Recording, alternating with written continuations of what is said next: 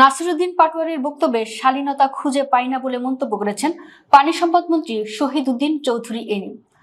শনিবার 23 মে জাতীয় প্রেস ক্লাবের তফাজ্জল হোসেন মানিক মিয়া হলে নোঙর ট্রাস্ট আয়োজিত জনসম্পৃক্ত নদী ব্যবস্থাপনা শীর্ষক আলোচনা সভায় তিনি এ মন্তব্য করেন। মন্ত্রী বলেন, ডে 1 থেকে প্রধানমন্ত্রী কি কাজগুলো করছেন এবং প্রকারান্তে ওই কাজগুলো নিয়ে বিরোধী দলের নেতারা যেভাবে অট্টহাসি দিচ্ছেন, অসহযোগিতা করছেন এবং বিভিন্ন ভাষায় কথা বলছেন, এটা জাতি প্রত্যাশা করতে পারে না। তিনি বলেন, আমরা ছাত্র রাজনীতি করেছি, আজকে থেকে নয়, 35 থেকে 40 বছর আগে থেকে আমরা ছাত্র রাজনীতি করতে করতে আজকে এখানে এসেছি।